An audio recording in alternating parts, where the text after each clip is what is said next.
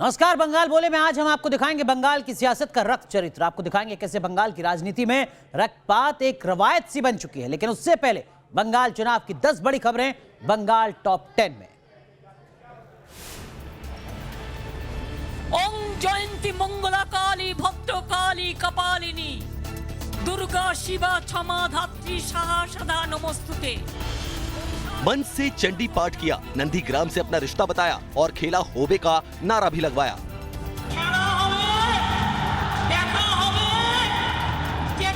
चुनाव के ऐलान के बाद पहली बार ममता बनर्जी नंदीग्राम पहुंची तो कहा कि वो हर नाम भूल सकती हैं, लेकिन नंदीग्राम का नाम नहीं। जानकारी के मुताबिक ममता बनर्जी अगले 3 दिन नंदीग्राम में ही रहेंगी। इस दौरान वो आम जनता से संपर्क करेंगी।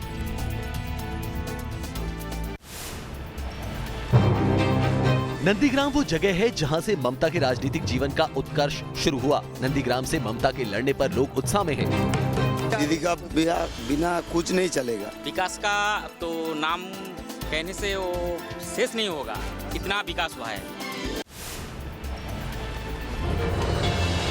बंगाल के चुनाव में इस बार नंदीग्राम सबसे ज्यादा हाई प्रोफाइल सीट बनकर सामने आई है। यहाँ ममता के सामने उनके पुराने साथी शुभेंदु अधिकारी हैं। ममता जहाँ 11 मार्च यानी कल अपना नामांकन करेंगी, तो वहीं उसके अगले दिन 12 मार्च को शुभेंदु अधिकारी नंदीग्राम से अपना पर्चा दाखिल करेंगे। शुभेंदु अधिकारी ममता पर काफी हमलावर हैं। उन्होंने ममता को घुसपैठियों की खाला तक कह दिया। 2014 के लोकसभा चुनाव में मिथुन चक्रवर्ती ने शुभेंदु के लिए प्रचार किया था और अधिकारी जीतने में कामयाब रहे थे। अब माना जा रहा है कि मिथुन एक बार फिर नंदीग्राम में शुभेंदु के लिए जल्द वोट मांगते नजर आएंगे।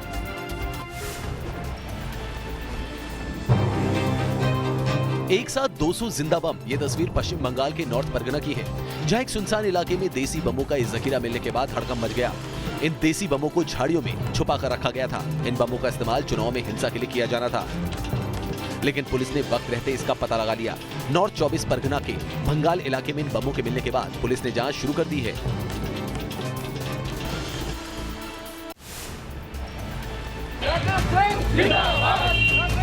हंगामे और नारेबाजी की तस्वीरें अलीपुर की हैं, जहां बीजेपी नेता राकेश सिंह को कोकीन मामले में आज कोर्ट में पेश किया गया। जैसे ही राकेश सिंह को यहां लाया गया, उन्होंने एक बार फिर ममता के भतीजे अभिषेक बनर्जी पर उन्हें फंसाने का आरोप लगाया। बीजेपी नेता राकेश सिंह की पेशी के दौरान वहां एक बार ही अफरा तफरी का माहौल बन गया। बीजेपी कार्यकर्ता पहले से ही वहां बैनर पोस्टर लेकर मौजूद थे, जो लगातार राकेश सिंह के समर्थन में नारेबाजी करते नजर आए।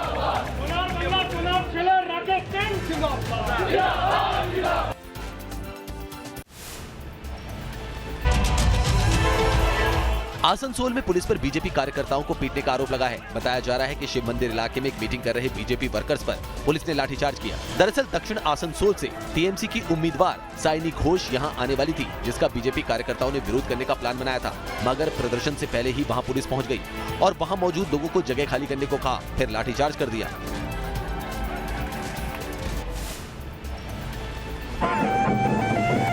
सड़क पर खुशी से नाचती गाती महिलाएं, नारेबाजी करते युवाओं की टोली। ये तस्वीरें खड़गपुर की हैं, जहां बीजेपी नेता दिलीप घोष के रोड शो में भारी भीड़ उमड़ी।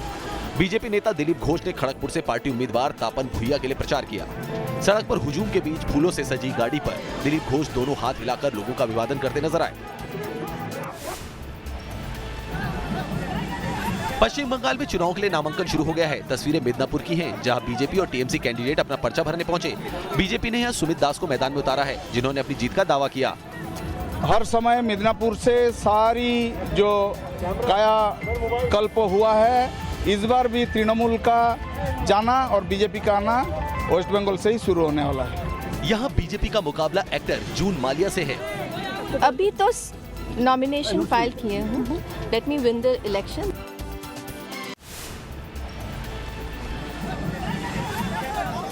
टीएमसी की बांकुरा विधानसभा सीट से उम्मीदवार एक्ट्रेस सयंतिका बनर्जी ने प्रचार शुरू कर दिया है। प्रचार अभियान के पहले दिन सयंतिका बनर्जी ने सबसे पहले बांकुरा के महामाया मंदिर में पूजा अर्चना कर जीत का आशीर्वाद दिया। मंदिर में सयंतिका टीएमसी कार्यकर्ताओं के बीच भावुक नजर आई। Sayantika door to door campaigning कर लोगों से मुलाकात कर रही हैं। वो क्षेत्र में कार्यकर्ताओं के साथ चुनावी रणनीति पर मंथन करती नजर आई।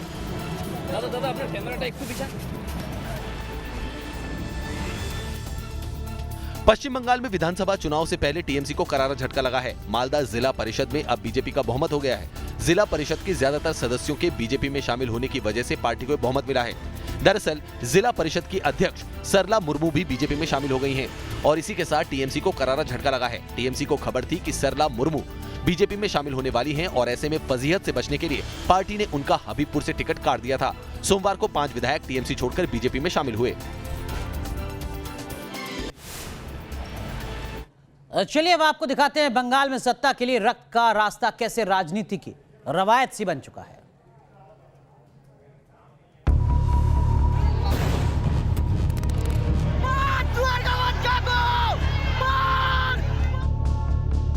सबसे ज्यादा हिंसा पश्चिम बंगाल में हुई है। दीदी सुन लो, जितनी हिंसा करोगी भारतीय जनता पार्टी का कार्यकर्ता इतनी जोर से आपका सामना करेगा। और लोगों को मार करके पेड़ पर लटकाया जाता है। पश्चिम बंगाल में राजनीति का जिक्र चुनावी हिंसा के रक्त रंजित इतिहास के बगैर अधूरा है। सुनो बीजेपी वालों, दूध मांगो तो खीर देंगे, अगर बंगाल मांगो तो छीड़ देंगे।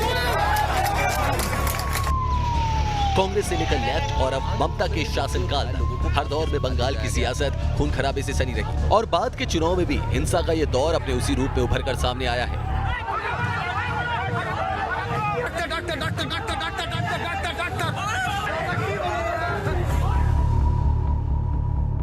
बीते 2 दिनों की 3 घटनाओं पर नजर डाली। पहली तस्वीर नॉर्थ परगना के ससून की है, जहां बीजेपी के कार्यकर्ता का सिर फोड़ दिया गया। दूसरी तस्वीर नादिया की है, जहां बीजेपी के बूथ सभापति संजय दास को गोली मार दी गई। और तीसरी तस्वीर नॉर्थ 24 परगना की है, जहां बीजेपी नेता कमल काजी पर गोली और बम से हमला हुआ। ये सभी तस्वीरें बयां कर रही हैं कि बंगाल के चुनाव में कैसे हिंसा का बोलबाला है। यही कारण है कि बीजेपी ने हिंदुत्व के अलावा चुनावी हिंसा को भी ममता से निपटने का मुख्य हथियार बनाया है। भारतीय जनता पार्टी के कार्यकर्ताओं को मौत के घाट उतार करके वे अपने मंसूबे पूरे कर लेंगे। मैं उन सबसे आग्रहपूर्वक समझाने का प्रयास भी करता हूं। मुझे चेतावनी देने की जरूरत नहीं है, क्योंकि वो काम जनता जनार्दन करेगी। चुनाव आते हैं जाते हैं, जय पराजय होता रहता है। कभी ये बैठेगा कभी वो बैठेगा, लेकिन ये मौत का खेल लोकतंत्र में कभी नहीं चलेगा। बंगाल में चुनावी हिंसा में सबसे ज्यादा नुकसान बीजेपी को उठाना पड़ा है, लिहाजा पार्टी ने अब इसकी सहानुभूति हासिल करने का प्लान तैयार किया है, जिसके तहत अमित शाह और जेपी नड्डा 13 मार्च को हिंसा में मारे गए बीजेपी कार्यकर्ताओं के घर जाएंगे। भारतीय जनता पार्टी ने बंगाल के चुनाव के बाद यानी लगभग 2019 के चुनाव के बाद से अब तक राजनीतिक हिंसा में जान गंवाने वाले अपने कार्यकर्ताओं की एक लिस्ट तैयार की है। इस लिस्ट में 129 कार्यकर्ताओं के नाम हैं जिनकी जान इस राजनीतिक हिंसा में गई है। अब इस लिस्ट को 2 हिस्सों में बांटा गया है, जिसमें से एक लिस्ट के कार्यकर्ताओं के घर गृह मंत्री अमित शाह जाएंगे, तो दूसरे लिस्ट में शामिल कार्यकर्ताओं के घर भारतीय जनता पार्टी के राष्ट्रीय अध्यक्ष जयप्रकाश नड्डा जाएंगे। हालांकि चुनावी हिंसा में कोई भी दल पीछे नहीं है। 17 फरवरी की इन तस्वीरों को देखिए। मुर्शिदाबाद के निमिता रेलवे स्टेशन पर अज्ञात हमलावरों ने ममता के श्रम राज्य मंत्री जाकिर हुसैन पर क्रूड बम से हमला कर दिया, जिसमें उनकी जान बाल बाल बची थी। इतना ही नहीं, जेपी नड्डा और शुभेंदु अधिकारी और अर्जुन सिंह जैसे बीजेपी के बड़े नेताओं के काफिले पर भी बंगाल में खुलेआम हमला हो चुका है। मतलब साफ है, बूथ लेवल का कार्यकर्ता हो या फिर बड़ा नेता, यहाँ कोई सुरक्षित नहीं।